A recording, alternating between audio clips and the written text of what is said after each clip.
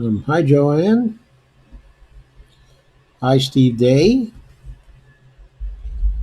Hi, Lana.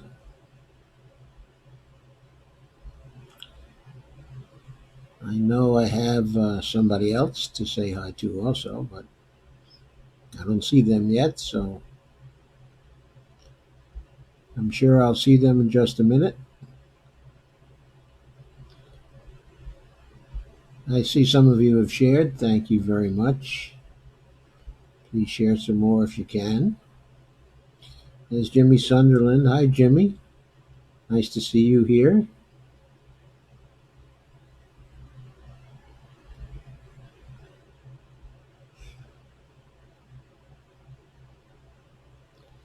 Okay, so I have a number of topics I'm going to cover tonight.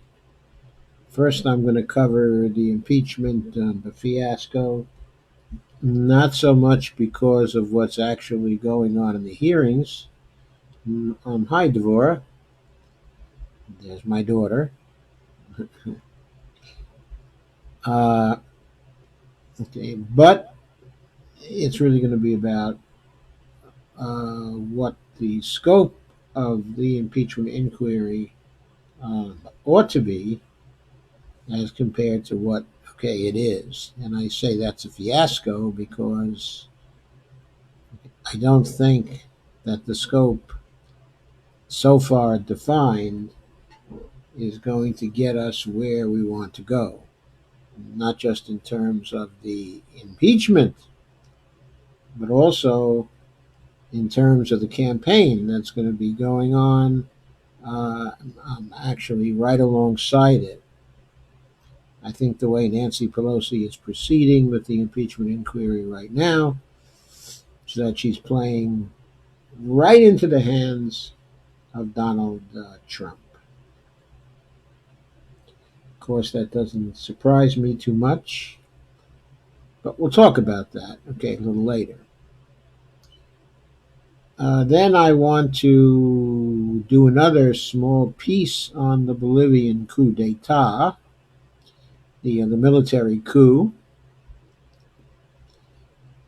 and just go over a fairly short article, okay, on that, because uh, that continues to outrage me, and I'm sure outrage quite a number of you, okay, as well.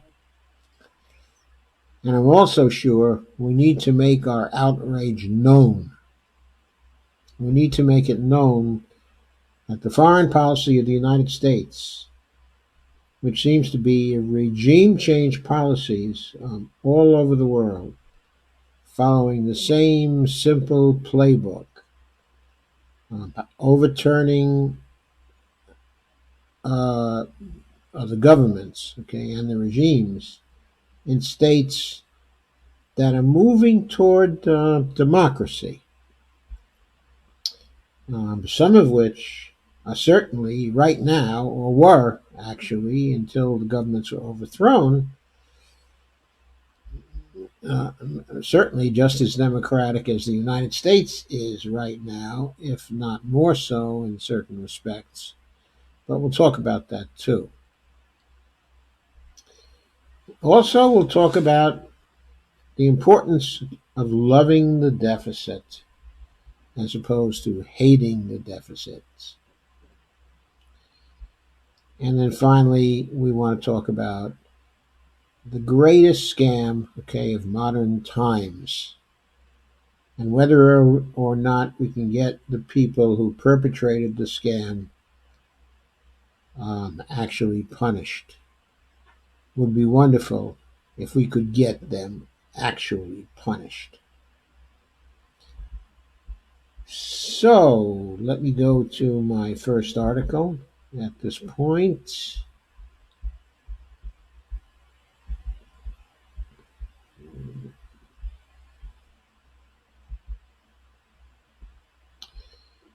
It was from Common Dreams,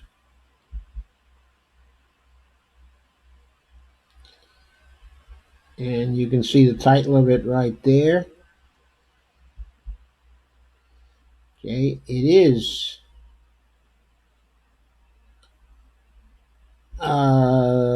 The progressive groups released draft articles of impeachment to capture, quote, smorgasbord of Trump, a smorgasbord of Trump abuses.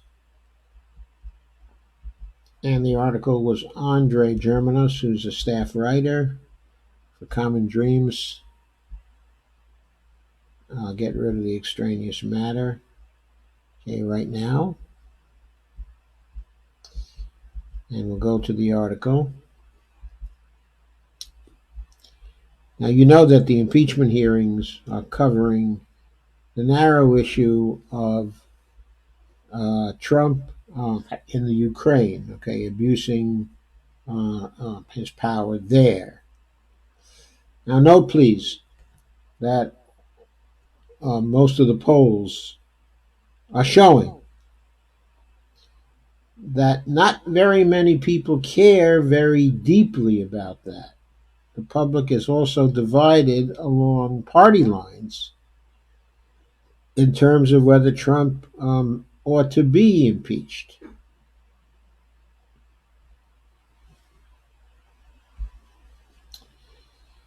But a coalition of the groups on the progressive side have released draft articles of impeachment. They say better capture Trump's smorgasbord of impeachable offenses. History shows that the way to win a victory in an impeachment fight is to go after a president on a full range of things that they have done to subvert our democracy and advance their own interests. And Alexandria Flores Bequilty, the executive director of By the People, is quoted in this article as saying, if we don't address the full magnitude of criminality and bigotry and corruption, Trump's abuses of power will become the new normal, unquote. Okay, and I agree. There's moral hazard here. Trump has to be held accountable for as many of his offenses as can be communicated to the American people. That is the way to get a majority of them in favor of impeachment and conviction, of Trump. The article goes on to say the misconduct at the center of the impeachment inquiry is Trump's his alleged use of a quid pro quo by pressuring Ukrainian President Volodymyr Zelensky to carry out a politically beneficial investigation into the Biden family, or C, the military aid intended for it withheld.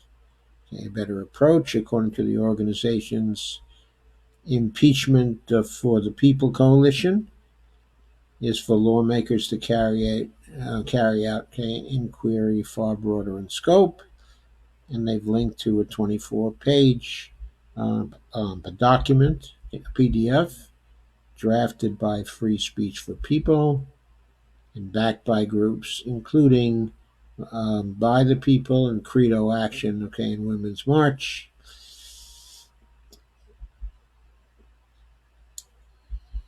And the document states, quote, we the people deserve an impeachment and removal process that covers the full range of Trump's abuses of power.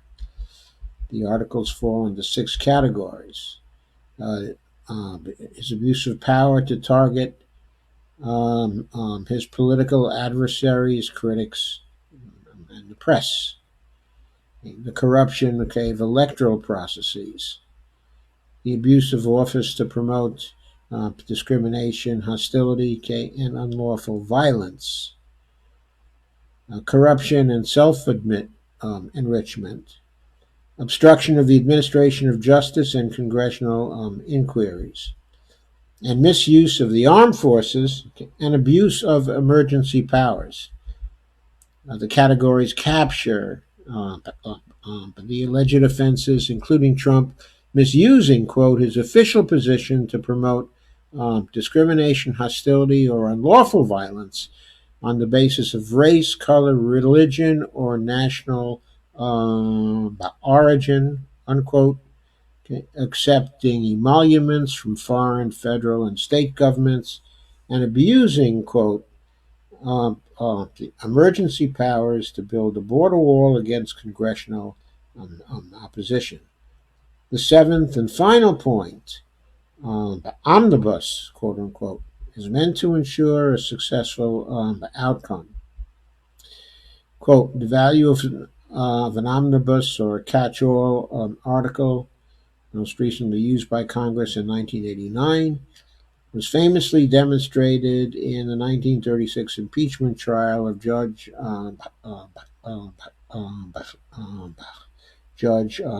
Halstead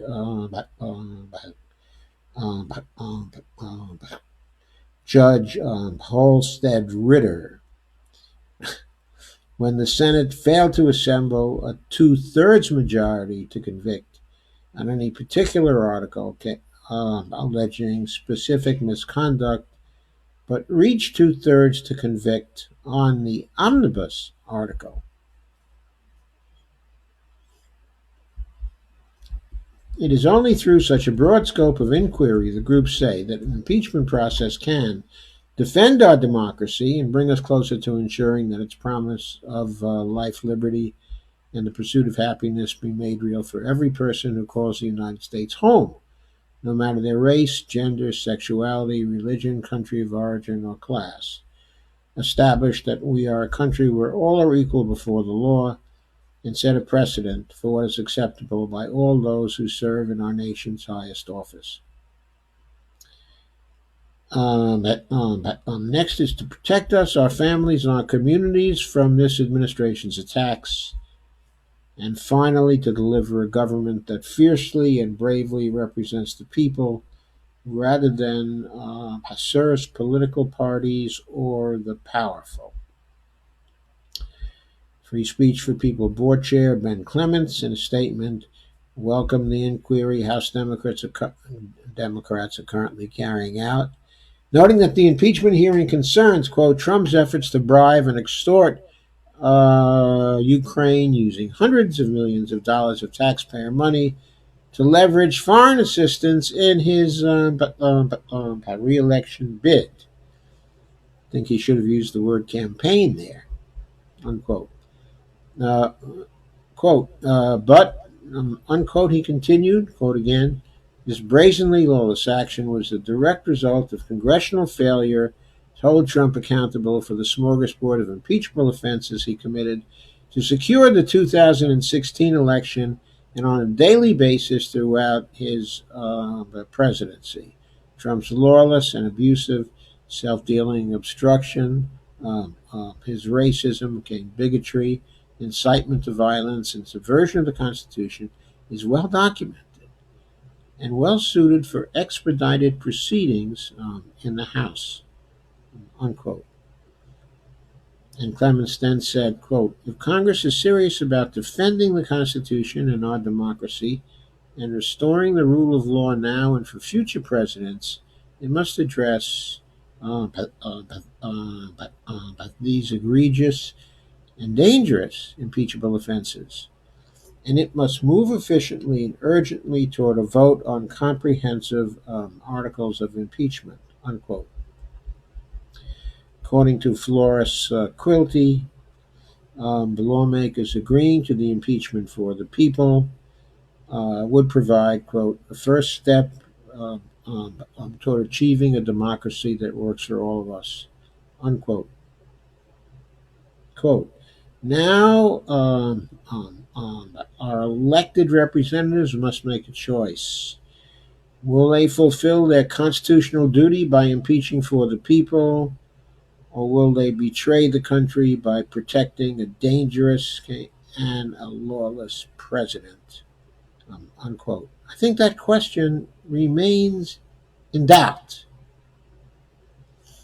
And the reason why is that, okay, an impeachment, okay, that occurs, let us say, sometime over the next month or before the end of the year, then proceeds to the Senate, okay, in the first of the year, we're then in a perfect position for Mitch McConnell to manage the Senate process so that the senators who are the progressive candidates, okay, in the coming election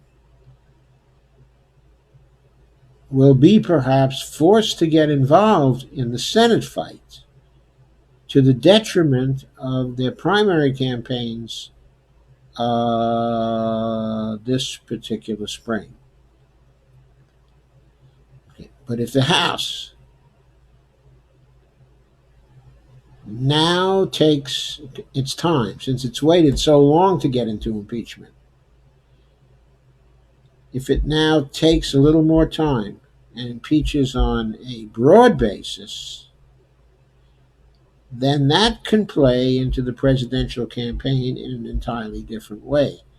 Instead of people arguing over the Ukraine affair and what many will consider a technical violation of the Constitution, and is not very significant since both parties are continuously seeking unfair advantages in the context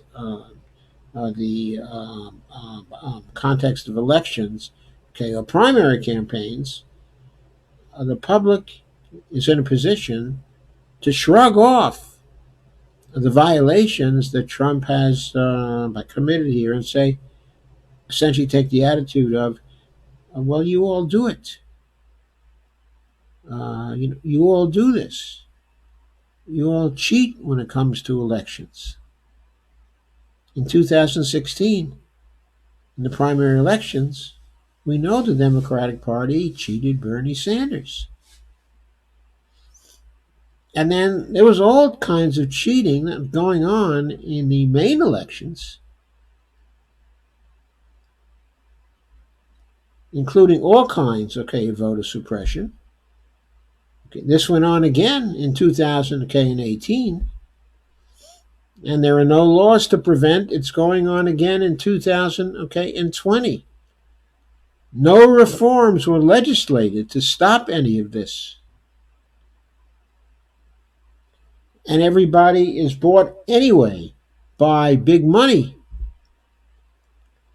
And the campaigns are rigged because the people running are bought by big money. And the issues that are discussed are controlled by the corporate media.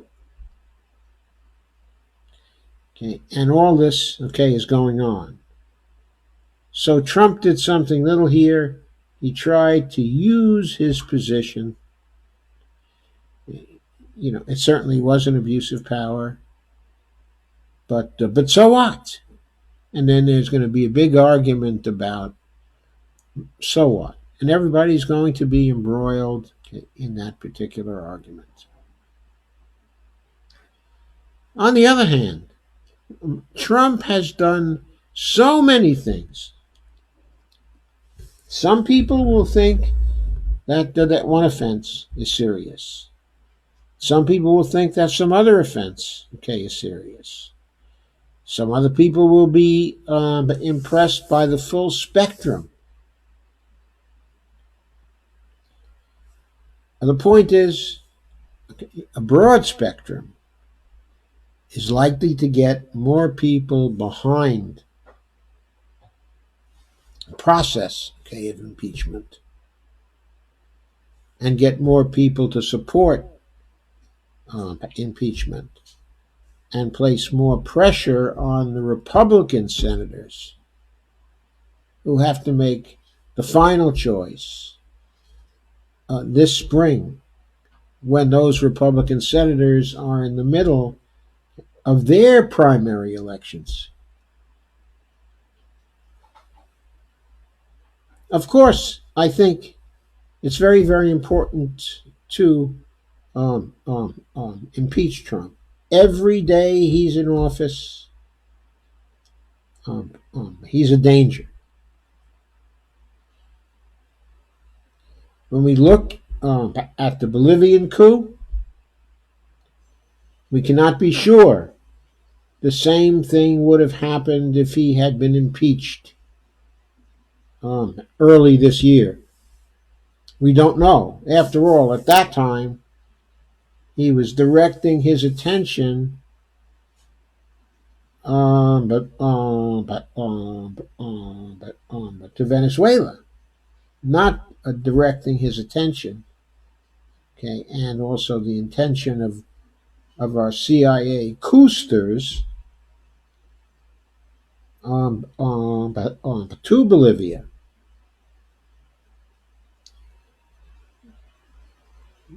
But instead, he was engaged in supporting Bolsonaro. He was engaged in the Syrian effort. He was doing that, okay, until a few weeks ago. And by the way, he did something really unsavory there too. Okay, and the Brazilian support, the open Brazilian support for a regime that is fascist. That's something he did. Now, Pence might do the same thing. I'm not saying that he won't. But it is not entirely predictable that he would do the same thing if Trump was impeached for a broad spectrum of offenses, including foreign policy offenses. It isn't clear at all that that is the way that it would work out.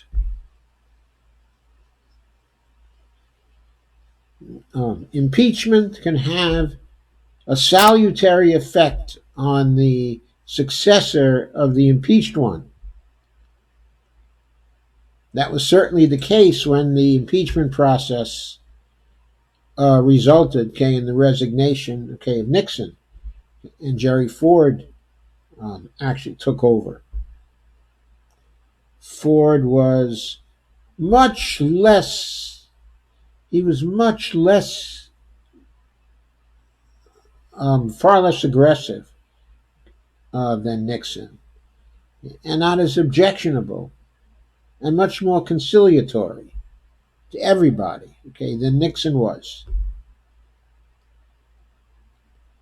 And even though Pence may not be inclined to be so, in the wake of an impeachment, he might be interested in some peace, okay, and quiet. One can hope for that anyway. But the main point here is it is Trump who is responsible for the evil coming out of the executive branch right now. An evil which we see every day. It's easy enough to say, wait for January of 2021, when we'll have a successor who hopefully will be much better. Even the successor we want, okay, in Bernie Sanders. But January 20th of 2021 is still a year and about 2 months away. And a lot can happen in that particular time. Okay, a lot of evil can be done by a president who has a natural sort of inclination to doing evil things.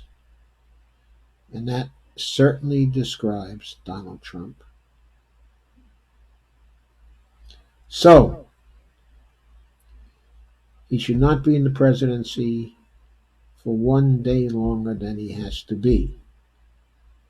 But that doesn't mean that you do a stupid impeachment, which people are not going to care about.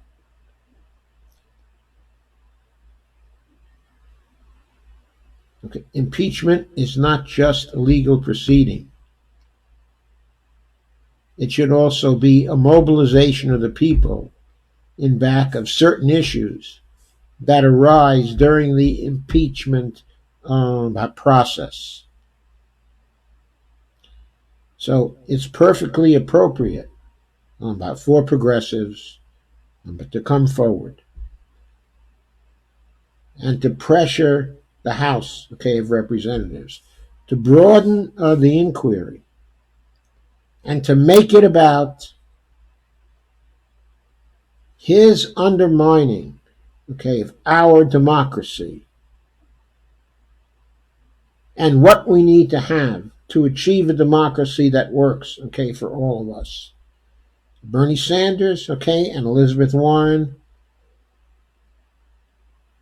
and other candidates with similar ideas, Tulsi Gabbard, can play into this, and they can relate their campaigns to what is going on, and their campaigns to the future, and what they hope to achieve in creating a democracy that's going to work for all of us. And that's why we need to have a broad spectrum of offenses now.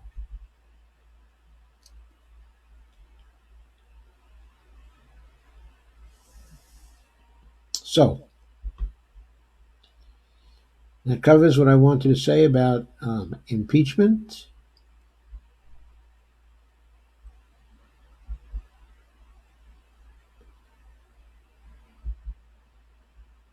I'll now go on to what I wanted to say about the coup. Let me just check to see that you're looking at an article from Counterpunch,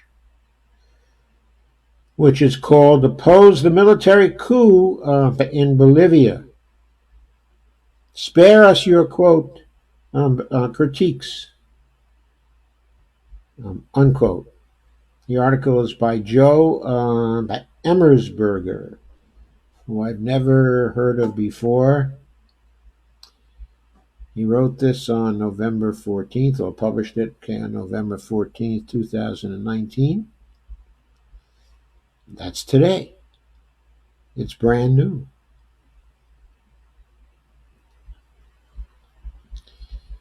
And there's a sketch, of Evo Morales.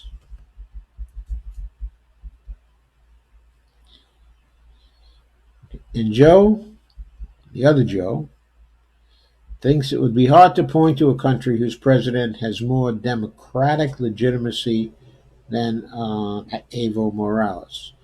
Nobody can seriously dispute that he won the first round of the presidential election on November 20th by a landslide. He received 47% of the vote in an election with a turnout of 88%, as most of the polls actually predicted. Joe correctly points out that doubles the percentage of the eligible vote that U.S. presidents generally receive. Certainly, Donald Trump did not receive anything near that in 2016. If we look at the percentage of the eligible vote that he got, as opposed to the percentage of the people who went to the polls, that he got, he was probably somewhere at about 30%. And yet we view him as a legitimate president, or many of us do anyway. And why do we do that? Because he was elected according to the Electoral College as prescribed by the Constitution. Okay. Of course, that doesn't really take into account the objections to the election as unfair because in many states they were rigged in various ways to come out in a particular way. So, of course, the vote of the Electoral College, was rigged. So there are many of us who would say that that was a rigged election. His election was rigged. Had Hillary been successful, then her election would also have been rigged because the Democratic Party did its share of rigging in her favor. And in fact, she wouldn't even have been the nominee of a Democratic Party, okay, except for the rigging. So going on with the article, I'll say a bit more about that below, but it's crucial to note that he was elected to his present term, which, by the way, does not expire until January. So he was forced to leave Bolivia and forced to resign before his term expired. It wasn't due to expire until January 21st.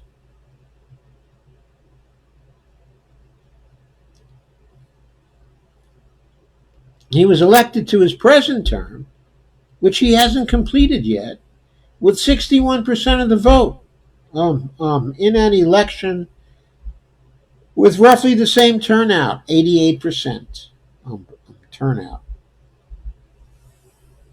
I think in our elections, aren't we lucky if we get turnout of something like 55% or something like that, or 50%? I forget what the turnout figures are, but they are very, very low.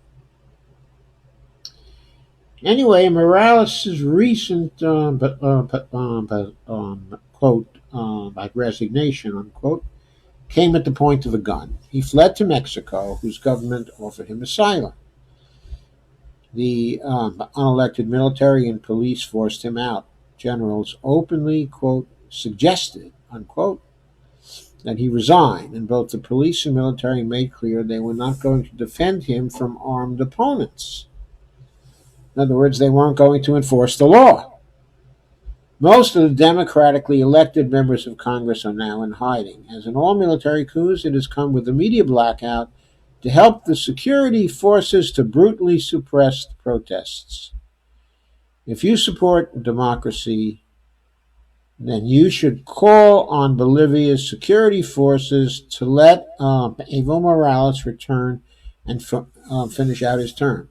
You should call on them to do their job, which is to protect all elected representatives and everybody's right to free expression and peaceful protest. That's their only legitimate function. You should also call on your own government to refuse to recognize any, quote, authorities, unquote, in Bolivia who stand in the way, of Evo Morales' return and who seek to criminalize his political movement. No matter how popular a president, there will be a segment of the population who dislike him or her, and a hardcore segment willing to lynch the president if the police and military would let them. By the way, that's true here, as well. But here, the military and the police have not gotten to that place yet. They will defend the president, even a president such as Donald Trump. If you think, that U.S. presidents are protected from this nightmare scenario because they have more legitimacy than Evo Morales, then you don't understand your own country.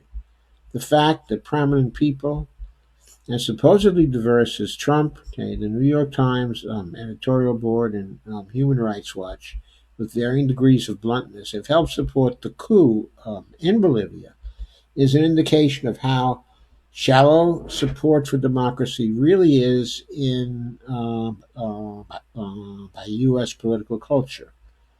Alan McLeod pointed out in Fair that the Western media has done its part to support the coup by refusing to call it what it is.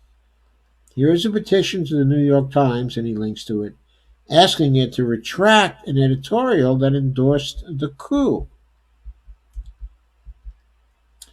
And he addresses the question, didn't Evo Morales make, quote, bad moves, unquote, question mark. In 2016, he tried to abolish term limits through a referendum, but lost it by 2 percentage points. Okay, a year later, Bolivia's elected Supreme Court, which is elected to a 6-year term, ruled that term limits are unconstitutional and thereby nullified the results of the referendum.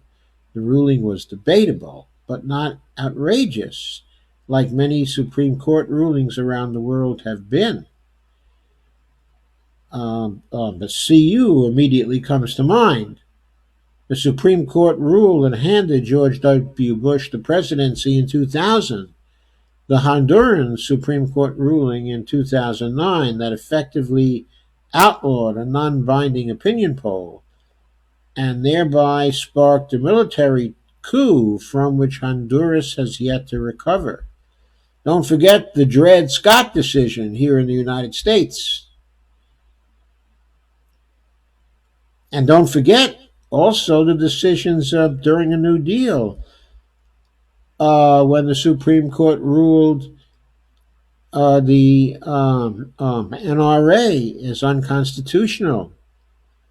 Okay, and other laws that had been passed by the Roosevelt administration.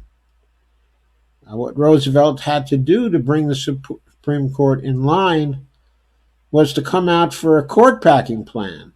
Now, he failed to get that through the Congress, but he scared the hell out of the Supreme Court.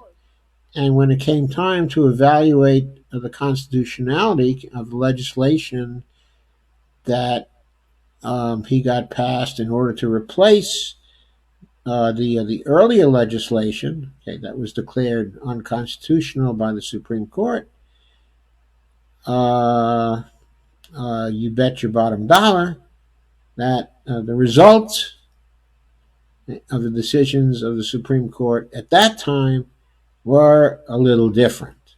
They changed their tune. And everybody was talking about the stitch in time that saved 9.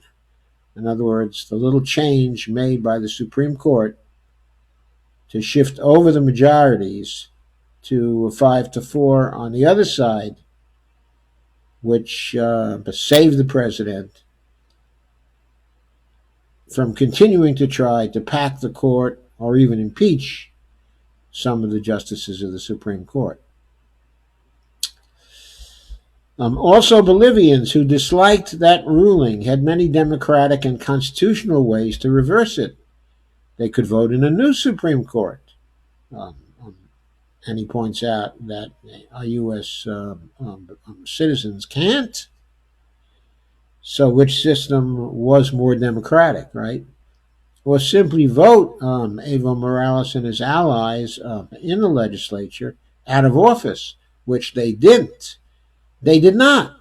Right. Okay. In these elections, Evo Morales not only won, and won in the first round, okay, and won by 11 points, but his allies in the legislature also won. The MAS retained a sizable majority, in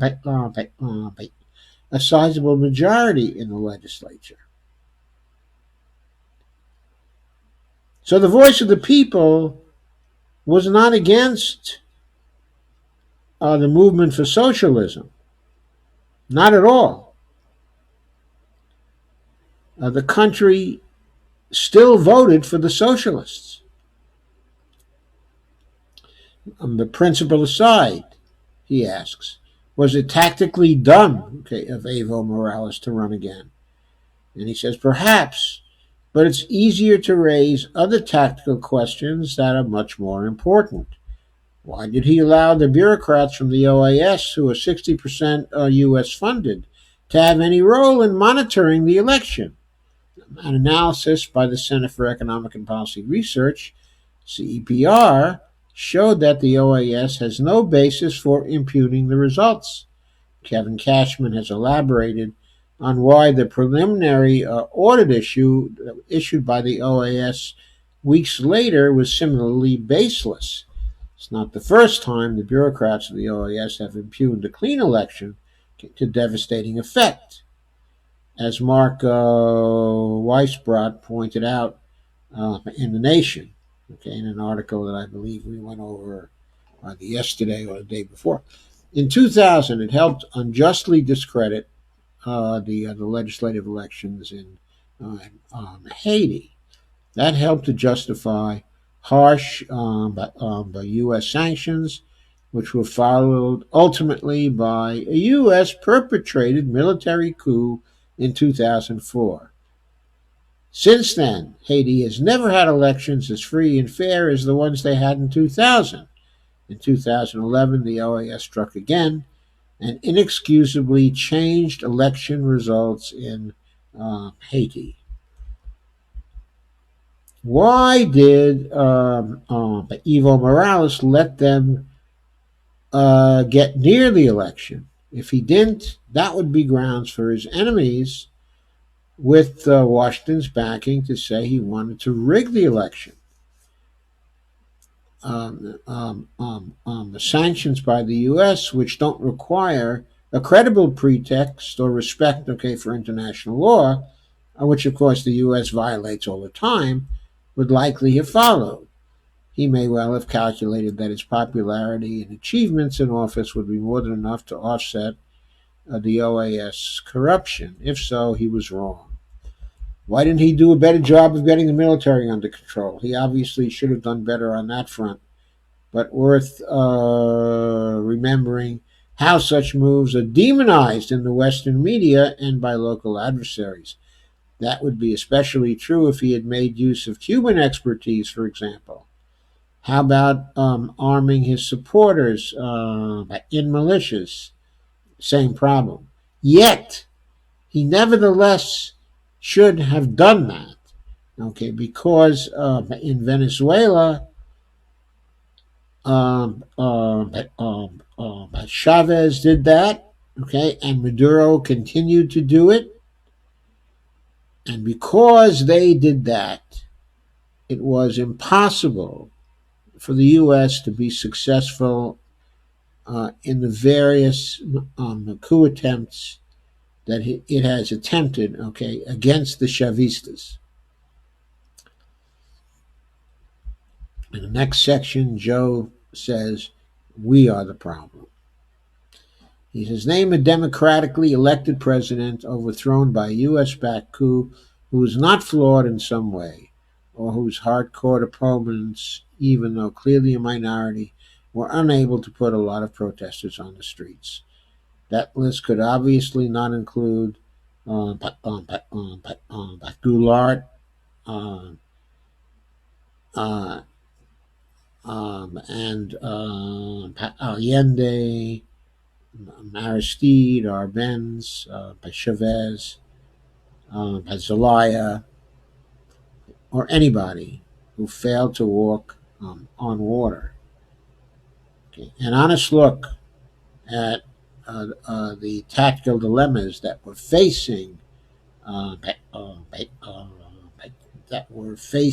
Evo Morales shows that the political culture of the U.S. and its top allies is the big problem facing any democracy in the global South. Democratic legitimacy does very little to protect you when the U.S. and its propaganda apparatus targets you for destruction. By propaganda apparatus, clearly he means not only the in-government propaganda apparatus of the U.S. and the intelligence community, but also the propaganda apparatus of the captive mass media of the corporate press. The coup should be an incredibly easy one for any progressive to unreservedly oppose. And by oppose, I mean demand Evo Morales finish off his term.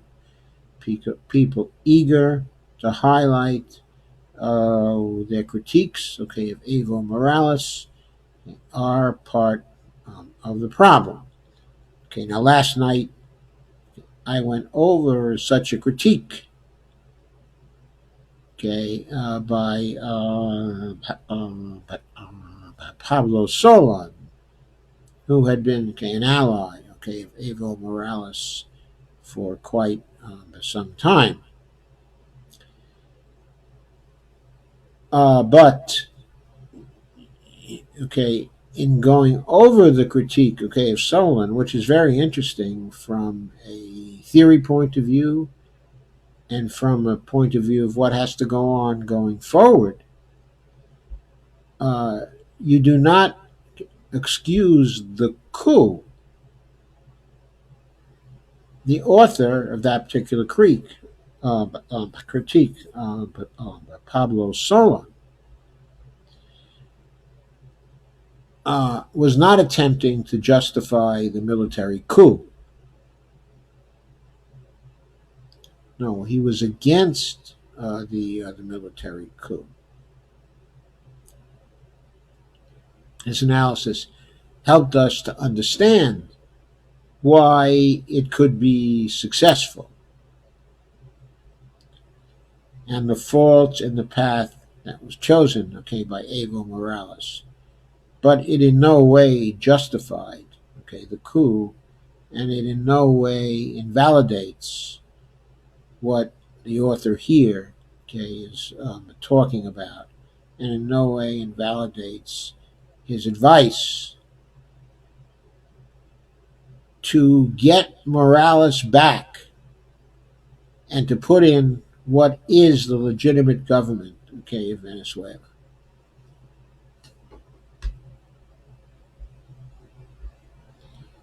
So that's my view of that.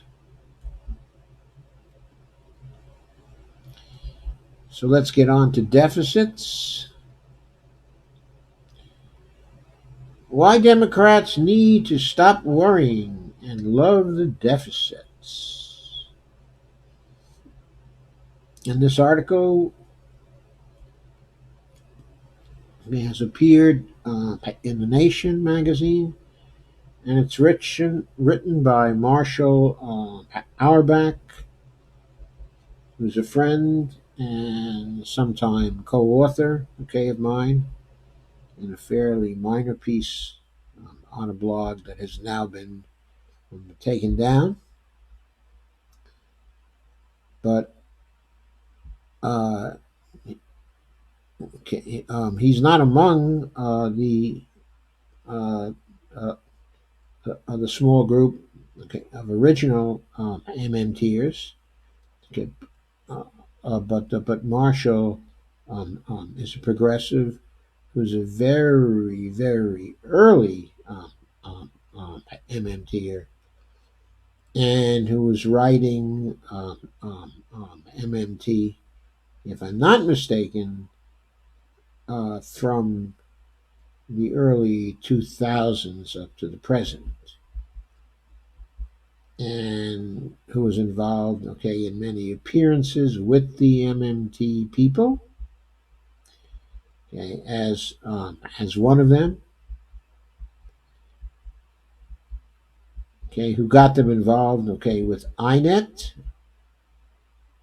and helped them to get, okay, some grant money, who contributed a lot to the Fiscal Sustainability Conference of 2010, okay, that I helped to organize. And he's contributed to MMT right along.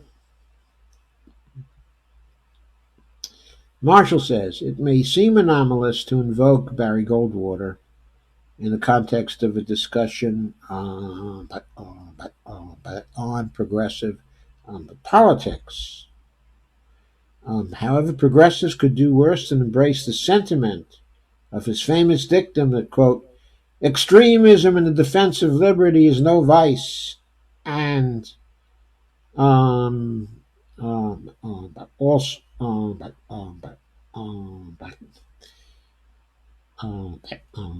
and moderation in the pursuit of justice is no virtue, unquote. To borrow from the late senator, the progressives should be mindful that deficit spending and the pursuit of a prosperous economy that works for all is no vice, and fiscal moderation in the pursuit of social justice is clearly no virtue. Unfortunately, over the last few decades, the only extremism the Democrats have embraced is a perverse adherence to fiscal moderation, specifically a self defeating fetishization of public debts and the budget deficits. While the GOP has long since abandoned any inhibitions about government deficit spending, especially under Donald Trump, prominent Democrats like Nancy Pelosi, Chuck Schumer, and John Yarmuth, the current chair of the House Budget Committee, continue to express concerns about increasing the federal deficit and federal debt while watering down their progressive colleagues' aspirations with vacuous pay go restrictions, dictating that programs be paid for out of current tax revenue. Instead of invoking Franklin Roosevelt or Lyndon Johnson, these DC dinosaurs are operating from the 1993 playbook of Bill Clinton,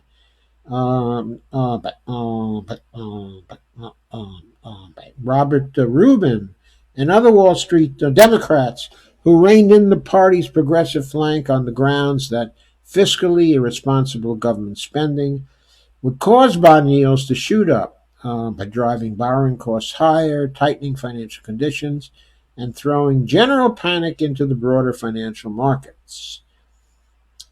Parenthesis, the Clinton administration's habitual genuflections to fiscal probity was so pronounced that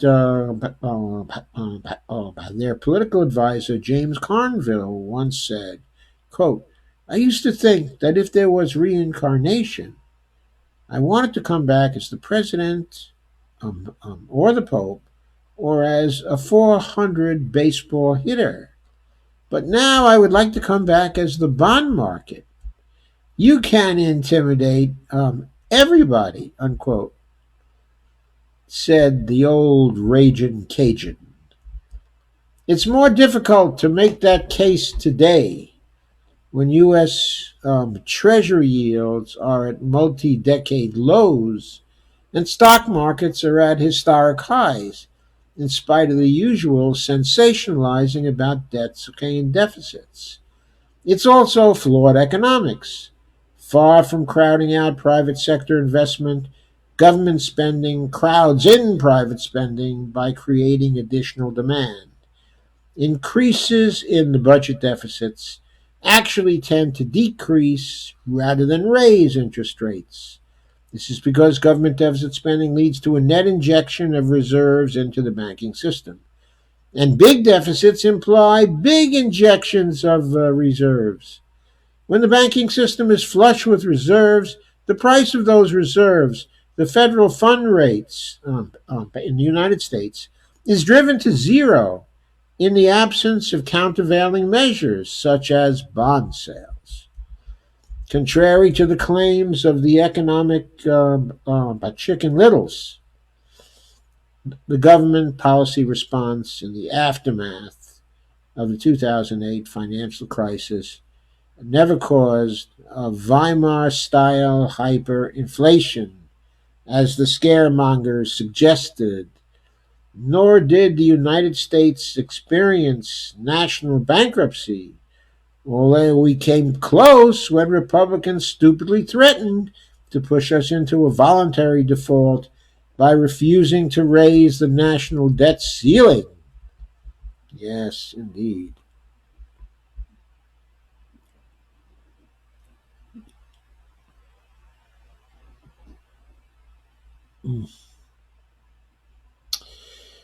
But one unfortunate byproduct of the crisis is that it engendered a collective psychosis regarding deficit spending, especially within the Democratic Party.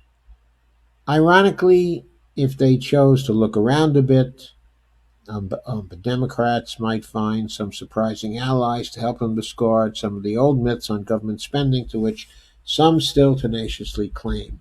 Even on Wall Street, of all places, the bond vigilantes, if they ever existed, are gradually being superseded by market strategists, chief economists from Goldman Sachs, no less, and hedge fund managers who embrace a different kind of framework, the so called sectoral balances approach. I'm sure you've heard me talk about that on a number of occasions over the years. Much like accountants scrutinizing an entire balance sheet as opposed to monitoring just the profit and loss ledger, these market practitioners have recognized that the national economy operates via constant churning of debits and credits among the three main sectors: the government, international trade, and the private sector, which is made up of households and businesses.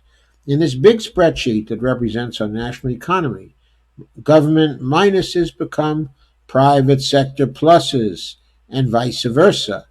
Policy should likewise be constructed with this operational reality in mind, as opposed, but to monomaniacally focusing on just one piece, the deficits, the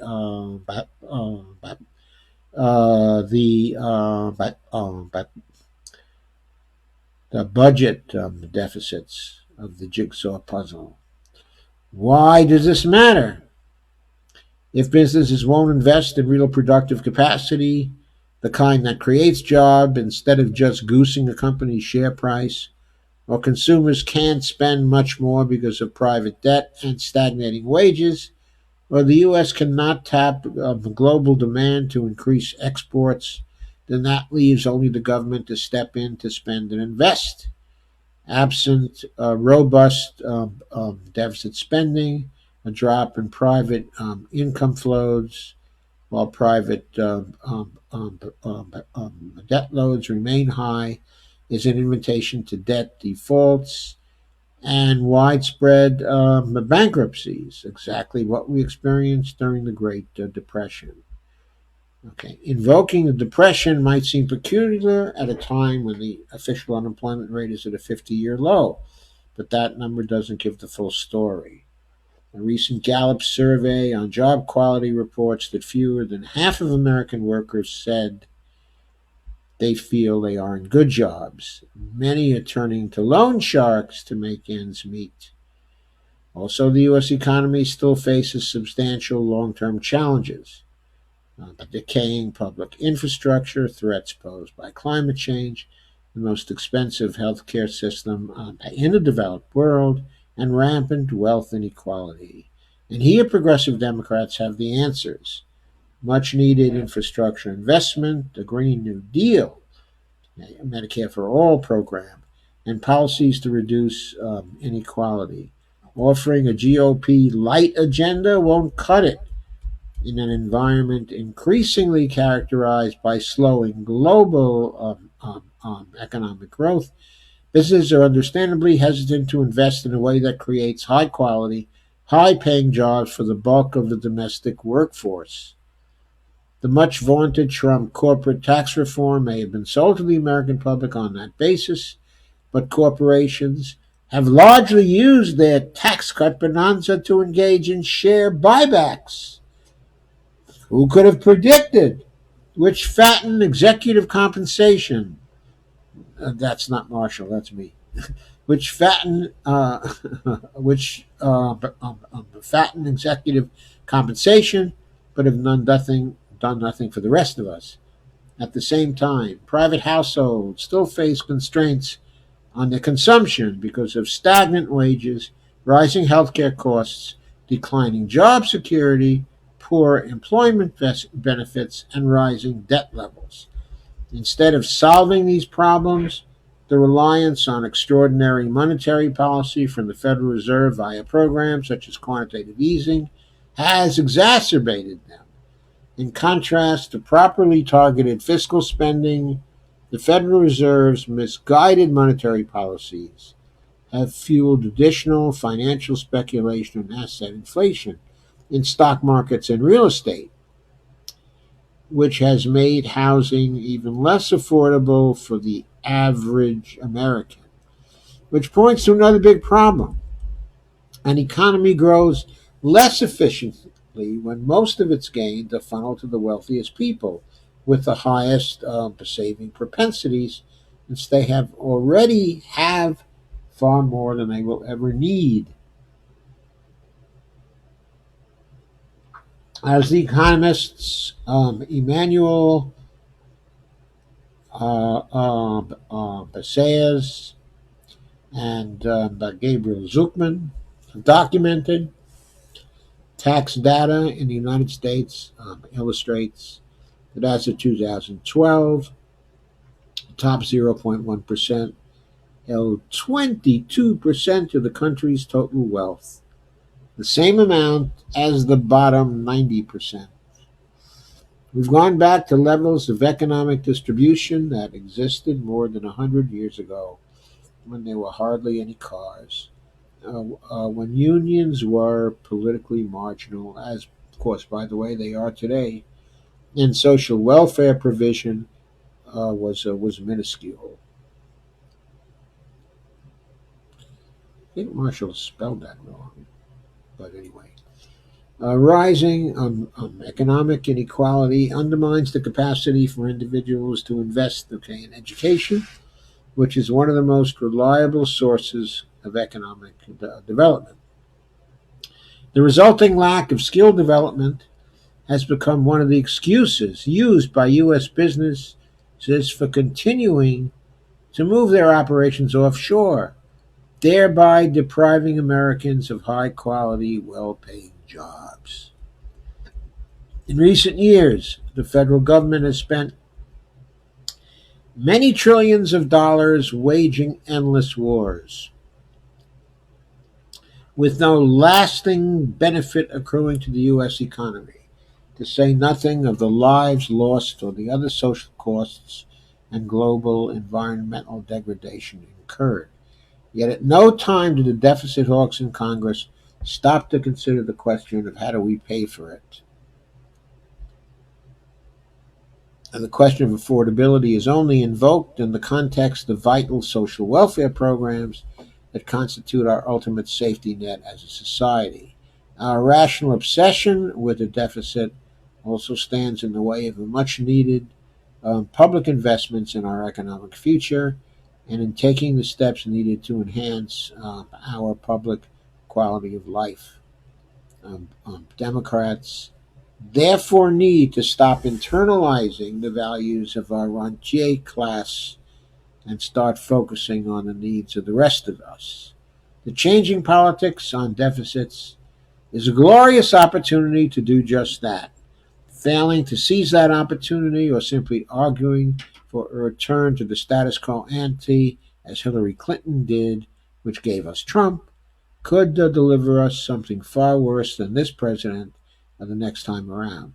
Steve Bannon may have been banished from the White House, but imagine what a more competent version of Trump could do. Oh, God.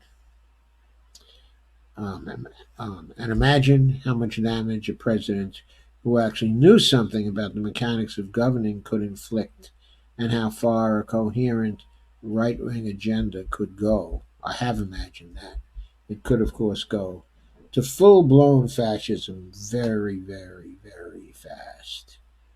And a fascism that was much, much more efficient than, say, the fascism of Mussolini, okay, Italian fascism, which, though it made the trains run on time, was in many ways not very efficient, okay, at all.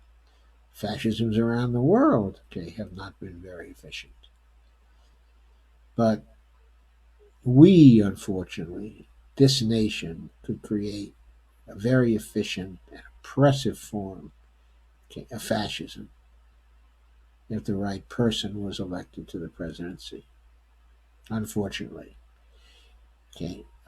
Instead, progressive Democrats should embrace the quote extremist unquote spirit of Goldwater and eschew fiscal timidity, which in any case is based on faulty economics.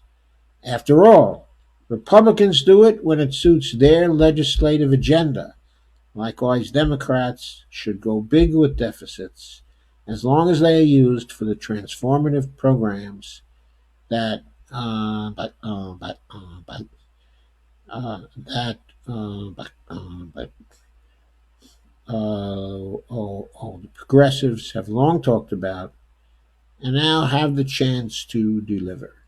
Of course, I completely agree with Marshall about that. Okay, and I also think that the obvious candidate who is likely to do that is none other than Bernie Sanders. And the reason why I say that is because even though his agenda does not indicate that he would use deficit spending, and even though he has suggested various ways in which the Medicare for All program um, um, could be paid for, the full scope of his programs, when you take everything into account, cannot be paid for by taxing the rich. Of course, taxes, as we know, don't really pay for anything. But we can't even pretend to pay for things by simply taxing a whole lot of money from the rich.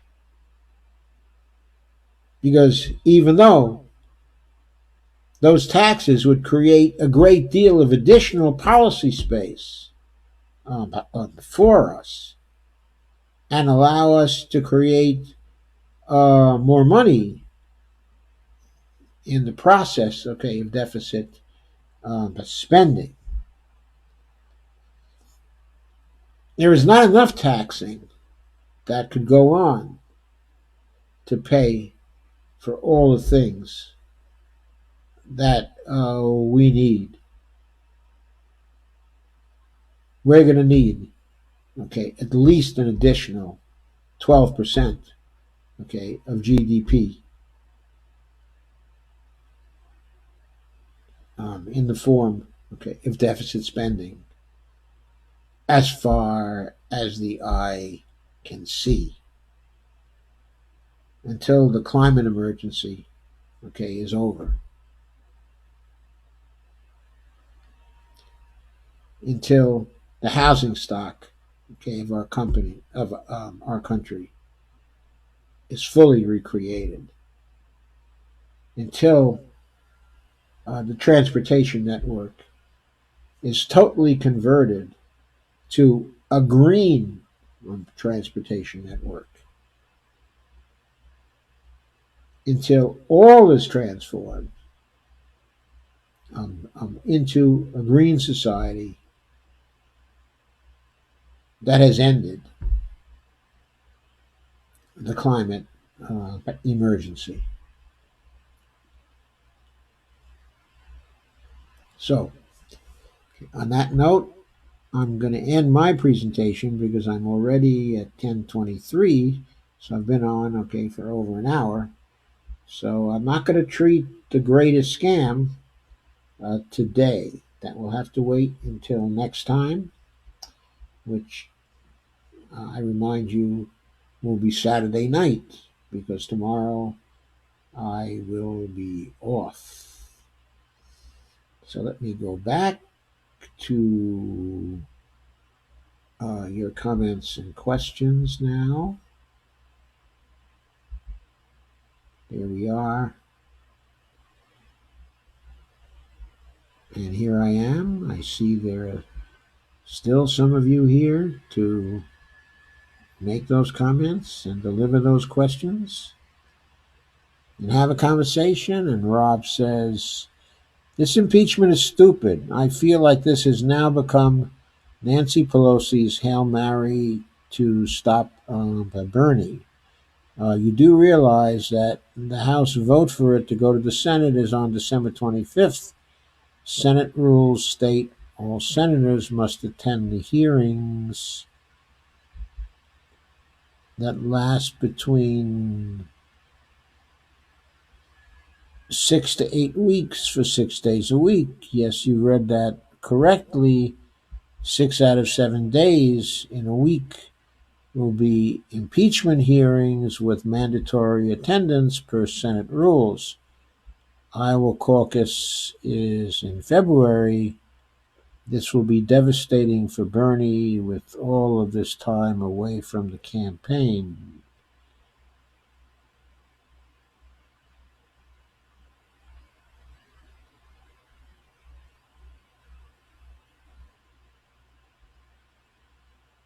This will be a benefit for Joe Biden, Mayor Pete, and Deval Patrick. This isn't good, and the worst part is the Senate won't convict him, okay, and yet another ridiculous win for Trump. Well, I hope I've said enough, okay, to indicate that that doesn't really necessarily have to be the case. I understand that that's the scenario people are talking about now, but we can pressure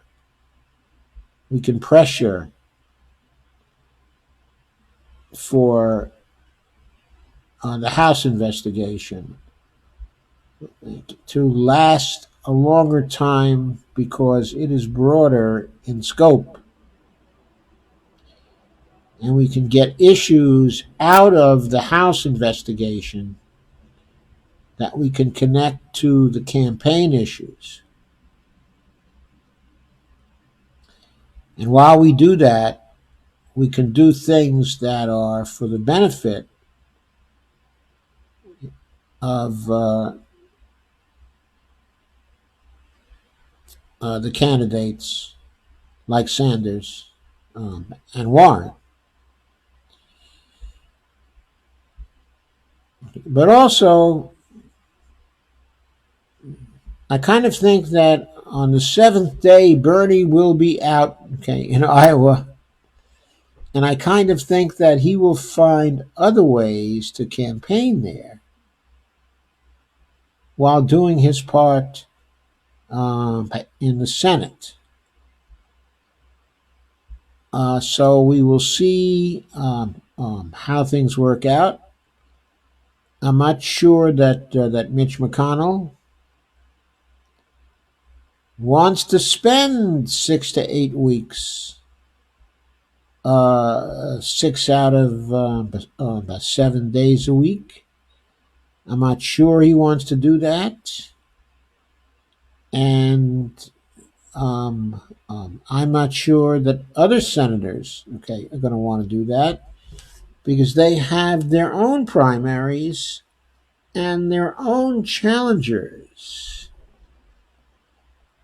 And who knows what kind of hay the Republican challengers in primaries will be able to make when the incumbent Republican senators, who right now have a majority, are embroiled in impeachment hearings in Washington.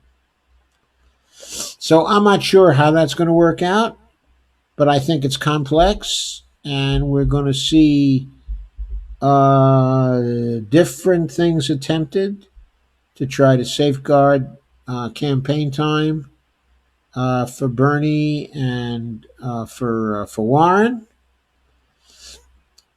And I think that Bernie is doing all kinds of campaigning right now. And that campaigning may give him a fairly big lead. Okay, and as for Deval Patrick, he has to develop a campaign infrastructure um, in Iowa. In fact, it may be too late to get involved in Iowa. I think he has to act very quickly to get into the New Hampshire primary. And I don't know that there's enough time. Okay, I know there's not enough time for him to get into the Alabama primary. I think that's gone. I think the deadline for that has passed. I don't know whether the South Carolina deadline has passed, okay, as yet. He may think he can do well in South Carolina, but what I see is that it's a fight between Patrick, okay, and Biden. It may turn out that this whole situation is good for Bernie, okay, and but good for Warren because Biden and Pete and Patrick simply knock each other down for a month, okay, or 2 months. We just don't know how it's going to work out. But I think the simple scenario, okay, is an alarmist one. It may work out that way, but I wouldn't be willing to bet on it if I were you. Susan has joined. Hi, Susan. Thank you for joining. We're in question and comment time now.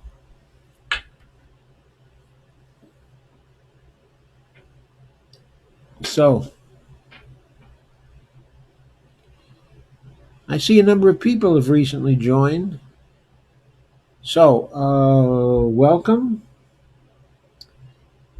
And if you have any questions or comments on any of the subjects for tonight, oh, I see Jeff Ginter is here, Sam Hollenbeck, and Nancy Blackmore. Hi, folks. Glad to see you're all here.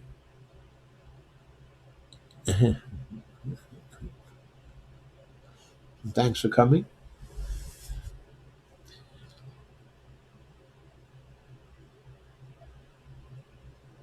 Any comments or questions?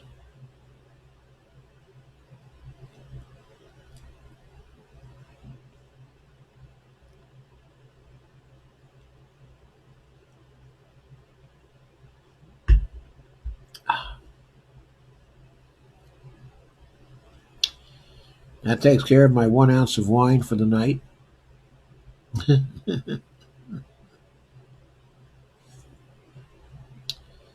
It's amazing how long I can nurse that ounce.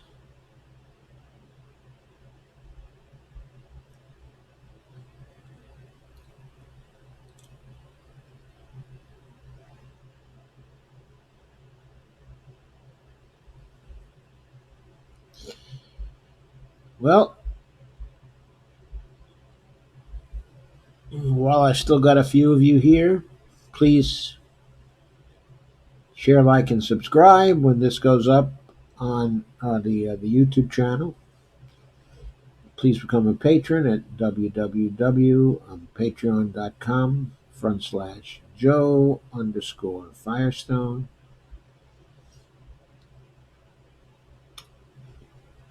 And you can get to my YouTube channel by simply looking up Joseph M. Firestone. That's my name. I didn't do any tricks on that channel.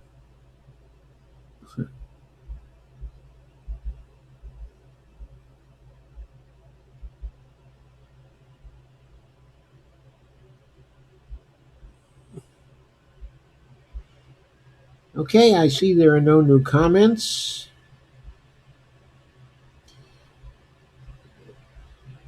So I'm going to say good night until Saturday.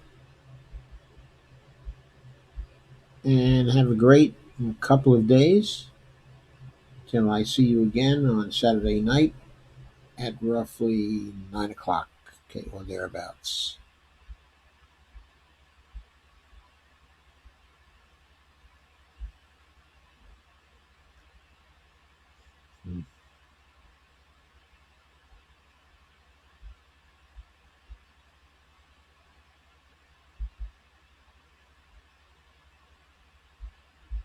Okay.